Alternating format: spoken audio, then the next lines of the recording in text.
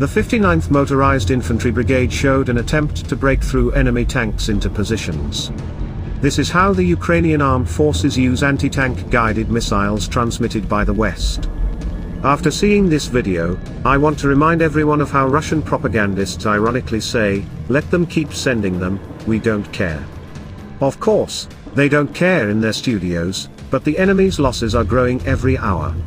Meanwhile, another aid package has been approved: HIMARS, drones, millions of rounds of ammunition, radars, anti-drone weapons, grenade launchers, everything for a future counteroffensive. I read a curious countdown that the British Royal Institute for Defence Studies released titled, "Preliminary Findings from Russian Non-Conventional Operations in the Russia-Ukraine War, for February 2022 February 2023. Here are some of the findings. Russia's Federal Security Service received orders to prepare for a full-scale invasion of Ukraine back in July 2021. Russia's strategy was based on creating a huge network of agents in Ukraine, one that Russia had been preparing for decades. By now, Kiev has already exposed part of this network. Russia's special services recruited many influential Ukrainians, who then independently created networks of agents under their leadership. This is a typical strategy described back in Soviet textbooks.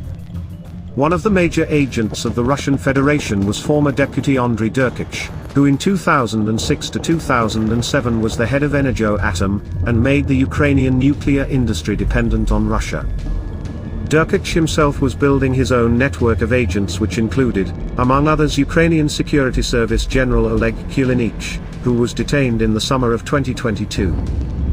According to Russia's plan, Kulinich, with the help of former policemen, was to provoke large-scale protests such as the Euromaidan, inside which Russia wanted to launch its provocateurs, and which would have caused clashes with the police. For the Russian audience, it would look like a far-right coup and should have justified the invasion. However, in January 2022, the Ukrainian security forces thwarted this plan by detaining the accomplices. In addition, Russia was also setting the stage for pro-Russian protests. Viktor Medvedchuk and members of his political party were engaged in this area. Remember that Putin is the godfather of Medvedchuk's daughter. The most important ideological group of Russian agents was the Ukrainian Orthodox Church of the Moscow Patriarchate.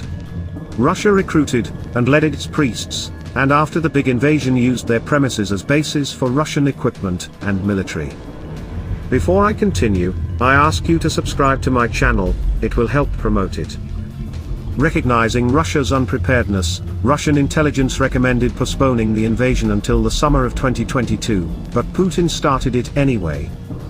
The Kremlin viewed the introduction of so much equipment into Ukraine only as a demonstration of military power.